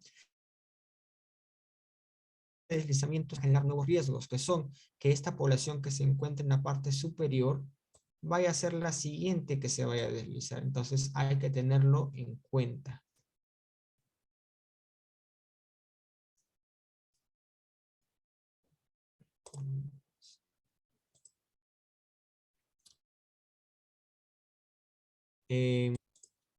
Luego hay que tener en cuenta el cálculo del valor de los efectos del desastre. Como ya mencionamos, hay que verlo a nivel de daños, a nivel de pérdidas, a nivel de gobernanza y a nivel de riesgos generados. Y después las necesidades para la rehabilitación de servicios, infraestructura y medios de vida, ¿no? La identificación de necesidades para la rehabilitación, el restablecimiento y o recuperación física de la infraestructura pública y privada, de los productos y bienes, de fortalecimiento de capacidades institucionales, entre otros. La identificación de programas, proyectos y actividades a realizar. Por ejemplo, ahorita ya estamos identificando cuáles son los mecanismos financieros que tenemos para este año. El fondo todavía no ha sido cancelado, así que todavía lo tenemos. Y la ley de presupuesto aún me sigue permitiendo realizar la modificación de los recursos para la atención de emergencias ejecutando actividades de emergencia. Entonces, si es que fuéramos a hacer nuestro plan de rehabilitación para este año, todavía podemos considerar esos mecanismos que nos podrían ayudar en caso se superen nuestros recursos. La identificación de fuentes de financiamiento, criterio de priorización de programas, proyectos, actividades de rehabilitación, con enfoque de reconstruir mejor. Finalmente, la formulación y seguimiento del plan, que debe incluir la elaboración y ajustes del plan de rehabilitación. Como ya mencionamos, se tiene que actualizar según el tipo, las afectaciones que hayamos tenido y lo que no hayamos tenido en consideración dentro de nuestro plan inicial. El financiamiento del plan, hay que ver si es que nos alcanza con estos recursos o tenemos que acceder a recursos financiados por el Estado central, el gobierno central, la ejecución del plan de rehabilitación a corto plazo y el monitoreo que se tiene que realizar, ¿no? Todo eso consiste el plan de rehabilitación. Ahora, es necesario que sepan también que dentro de la rehabilitación, lo que habíamos mencionado anteriormente, ¿no? ¿Qué cosas son inversiones? ¿Qué cosas son una IOR? ¿No? El proceso de rehabilitación en el marco del Sistema Nacional de Programación Multianual y Gestión de Inversiones. Este es el INVIERTP, ¿no? Antes se le conocía como SNIP. No sé si algunos de ustedes recordarán o han trabajado con eso, el Sistema Nacional de Inversión Pública, que a partir de 2016, me parece 16 o 15, cambió al INVIERTP, en el que consideramos lo que tenemos desde siempre, y las IOR, que son inversiones de optimización, ampliación marginal, rehabilitación y de reposición. Entonces, ¿qué cosa es una IOR? ¿No? Es una intervención puntual, ya lo habíamos mencionado, sobre uno o más activos estratégicos que integra una unidad productora. Entonces, la unidad productora, para ponerlo de ejemplo, puede ser un colegio. Dentro del colegio tengo varios activos estratégicos, que vendrían a ser el salón de primero de secundaria, de segundo, de tercero, tenemos los baños, tenemos la dirección, la sala de cómputo, tenemos la gradería de la canchita de fútbol, varios activos estratégicos, ¿no? Vamos a intervenir con estos 4 tipos de intervenciones. Rehabilitación y reposición. El tema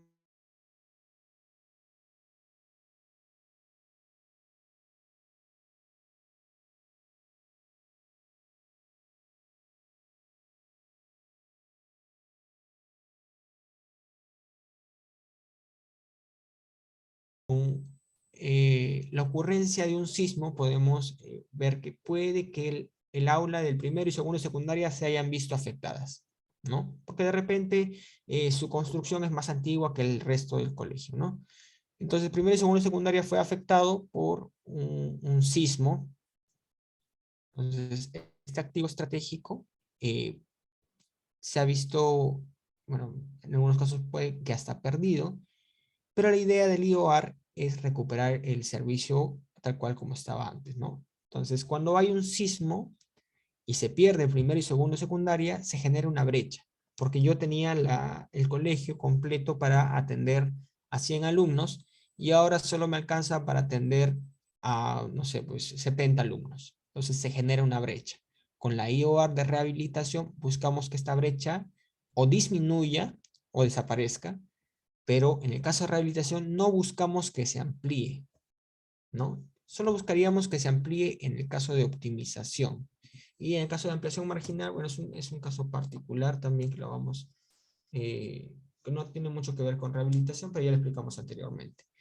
La unidad productora en sí, como dijimos, es el conjunto de recursos o factores productivos que articulados tienen la capacidad de proveer bienes o servicios a la población. O sea, básicamente lo que describimos anteriormente, un colegio tiene la capacidad de proveer un servicio a la población, que es el servicio de educación, lógicamente.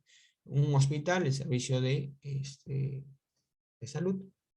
Las carreteras también son unidades productoras. Y dentro de las unidades productoras de carreteras o vías, me preguntarán cuáles son los activos estratégicos, ¿no? Bueno, el pavimento, por ejemplo, un puente es otro activo estratégico. Tenemos las cunetas, los badenes, ¿no? Si por ahí de repente hay un muro de contención, también es un activo estratégico. Todo lo que esté dentro de un corredor vial determinado, se puede determinar como activo estratégico. Por eso es que mencionamos que un proyecto, una inversión nueva, es todo una unidad productora nueva, ¿no? Si escalamos de una parte, ya es una IOR. Una unidad productora contiene activos necesarios para el servicio o productos que brinda, ¿no? Entonces, dentro de mi carretera es necesario mi badén para que no se afecte la carretera. Es necesario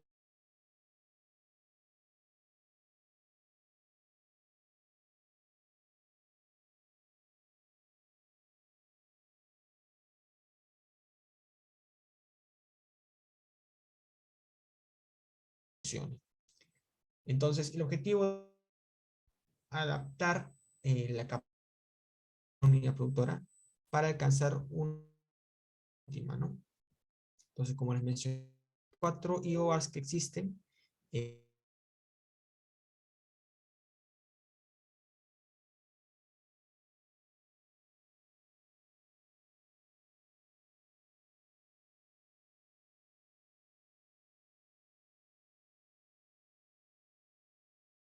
Varias.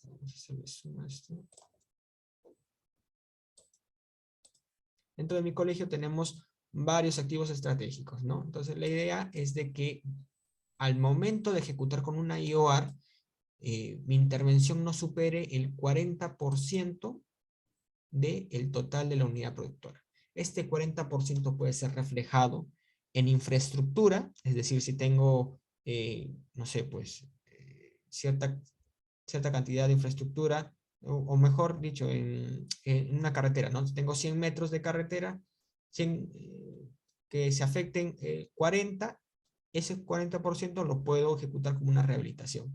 Pero si ya se supera, ya tendría que pensar en una inversión o proyecto de recuperación, o como se le conoce comúnmente, de reconstrucción. Entonces, esa es la limitante dentro de una IOR de rehabilitación. No debe superar el 40% del costo referencial del activo a intervenir, de lo contrario se considera como un proyecto de inversión de recuperación. La inversión permite que el activo financiero vuelva a su estado original, es decir, no puedo hacer mi salón más grande, no puedo de repente construir más metros de carretera, no puedo construir más metros de muros de contención, no se puede. La idea es que se llegue a rehabilitar la misma cantidad de metros cuadrados o de metros lineales que fueron afectados al momento del desastre. En el caso de rehabilitación, se tiene una naturaleza de reparación para infraestructura y equipamiento, ¿no? Nosotros vamos a entrar más en infraestructura porque equipamiento hace referencia a aquellas unidades productoras como barcos, ¿no? Que también son unidades productoras, pero que no corresponden al nivel que podríamos ver nosotros, ¿no? En el caso de rehabilitación, mira, acá tenemos un ejemplo de un colegio que fue afectado tanto su cerco perimétrico,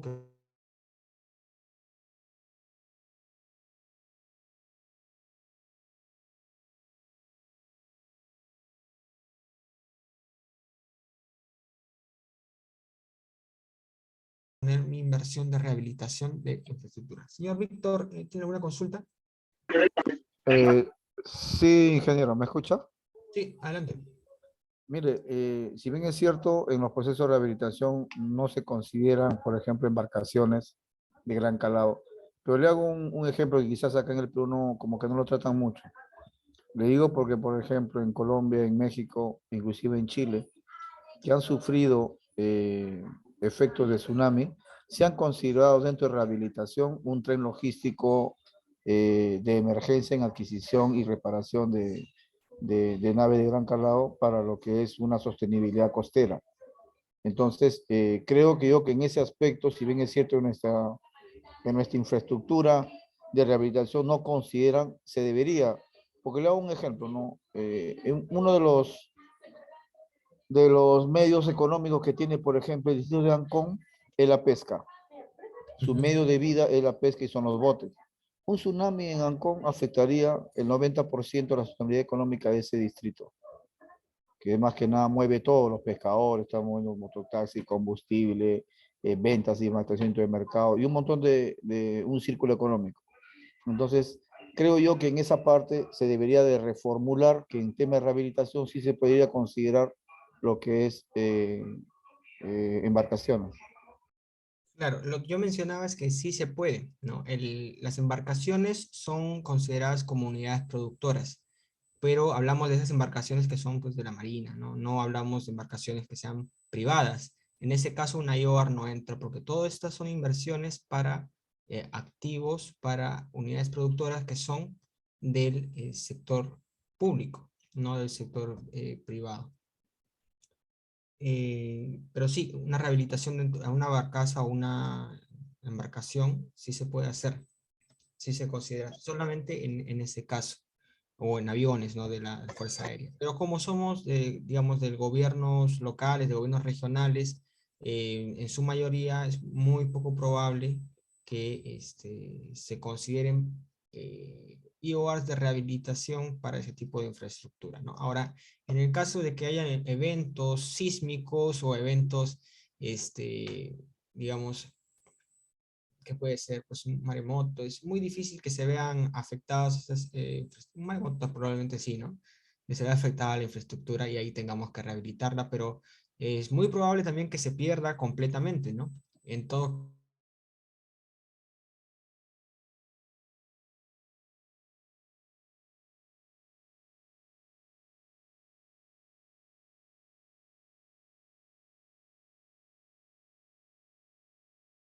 porque ya no se podría rehabilitar, digamos, al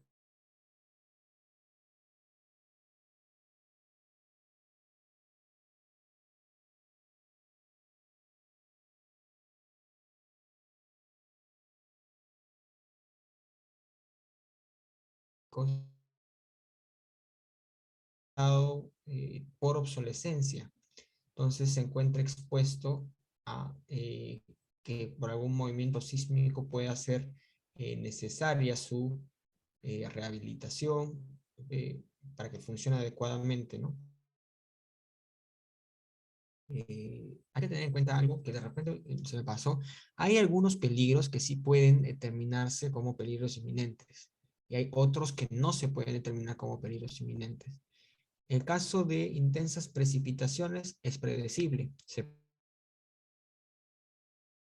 El caso de un deslizamiento como el que ya conversamos también es predecible.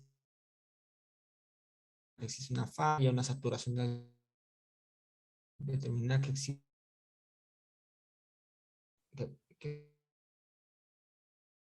Entonces se puede determinar como peligro inminente por el hidrometeorológico, también se puede determinar por peligro inminente o el déficit sismos o de erupciones volcánicas no se puede determinar como peligro inminente. Si bien conocemos que estamos en una falla, en la intersección de dos placas tectónicas que producen un movimiento sísmico en nuestro país, no podemos determinar cuándo vaya o no vaya a ocurrir un movimiento sísmico. En todo caso, tendríamos que estar en peligro inminente constantemente, todo el año, ¿no? Entonces, ahí se desvirtúa por completo la declaratoria de estado de emergencia, ¿no?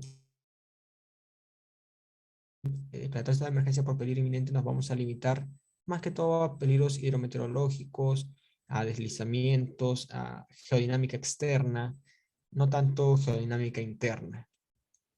Señor Víctor, ¿tiene una otra consulta o es la mano que se...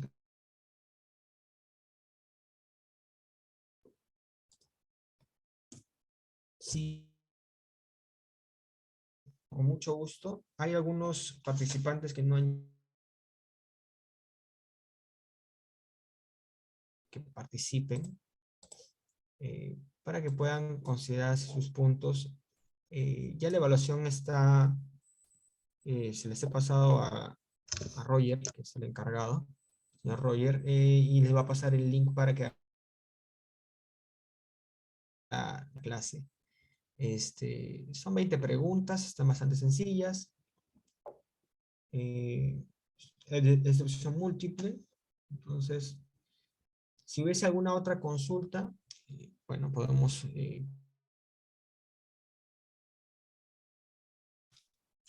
a ver, acá Juan José Montero me pregunta si es que los PIPs también se pueden elaborar en un estado de emergencia. Y ya, no se puede. No se pueden por lo mismo que mencionamos. Hay que hacer una línea de tiempo. A ver. Hay un gráfico. Es una línea de tiempo y acá tenemos un desastre. El desastre puede ser antes o después, ¿no? En el caso de que sea antes de por peligro inminente o en ese serie de daños, ¿no? Y tenemos un periodo de 60 días. Aproximadamente porque puede ampliarse. Las acciones que yo haga antes, estas son de mitigación. Mitigación y capacidad de respuesta, reducción de riesgos similares. Acá puedo hacer proyectos de inversión, puedo hacer IOR,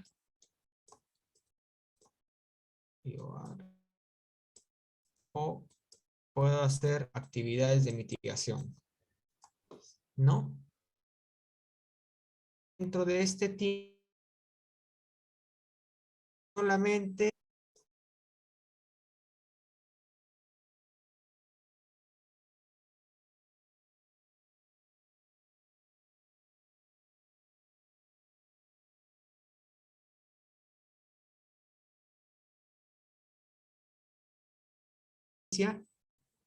A lo único que tenemos acceso en el FONDES es a IORs de ampliación marginal y de rehabilitación, caso peligro inminente, o cuando tenemos desastres, a inversiones de optimización o de rehabilitación, perdón, de rehabilitación o de reposición.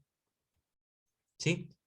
En el caso de mitigación y capacidad de respuesta, podemos plantear pues un proyecto grande, ¿no?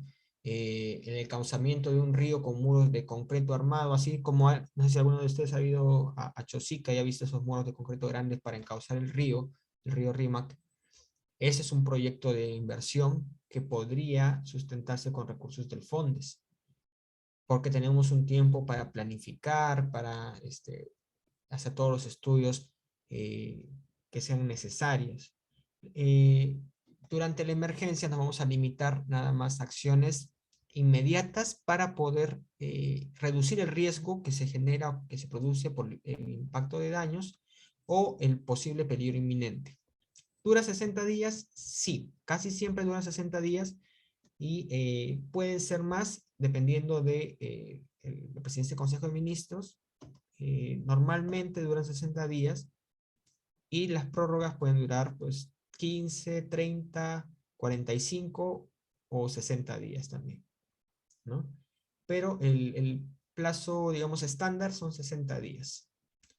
Recordemos, no se les da recursos a los gobiernos regionales, a los gobiernos locales tampoco se les da recursos. Hubo una aplicación del FONDES en la que el Ministerio de Economía y Finanzas propuso darle a aquellos gobiernos locales que se encontraban afectados por impacto de lluvias, creo que fue, que se les dio 100.000 soles a varios gobiernos locales que estaban en emergencia. Ese fue un caso muy particular porque no tuvieron que, digamos, postular al FONDES para que se evalúe su propuesta, sino que se les dio para que pudieran ejecutar las actividades que crean convenientes y sustentar sus gastos. Y lo que no se ejecutara se devolvía. En el 2017 también hubo un decreto de urgencia 02 de 04 que facilitó por el fenómeno del Niño 100.000 soles a varios gobiernos locales, pero en ese caso fue porque no existía todavía el FONDES, no estaba creado en su totalidad y la de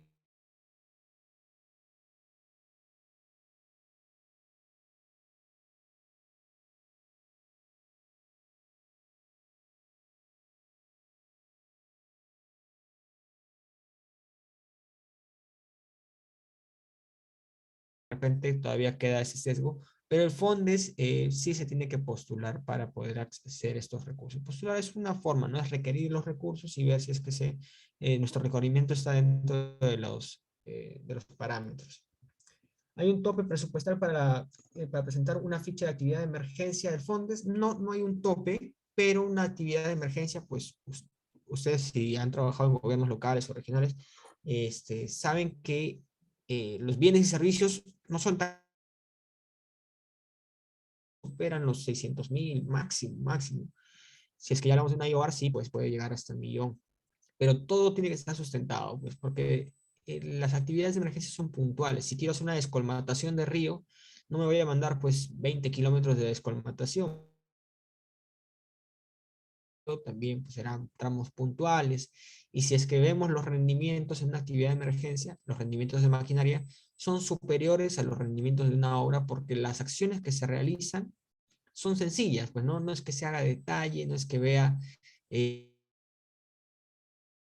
poner mi roca para proteger en la uña, colocar mi geotextil para que no haya filtraciones. No se tiene que hacer eso, ¿no? En caso de emergencias, saco mi roca de la cantera, la llevo y la volteo, nada más. Por eso es más baratas. ¿Alguna otra consulta? Y mencionar también que ya no se llaman fichas de actividad de emergencia, ¿no? Fichas eran anteriormente, ahora son informes. Informes de contenidos mínimos, le llaman. A secas. No, el tema de fichas quedó ya atrás. Antes era una ficha, ahora se tiene que hacer un informe de sustento, tanto como para postular al FONDES como para modificar mis presupuestos. Algo que quisiera mencionarles es que existe dentro de la ley de presupuesto, ¿ah? Pero existe la situación de emergencia, ¿no? Y quisiera mencionarlo porque no quisiera que se confunda. La situación de emergencia se puede dar por varios casos, entre ellos por emergencias a desastres.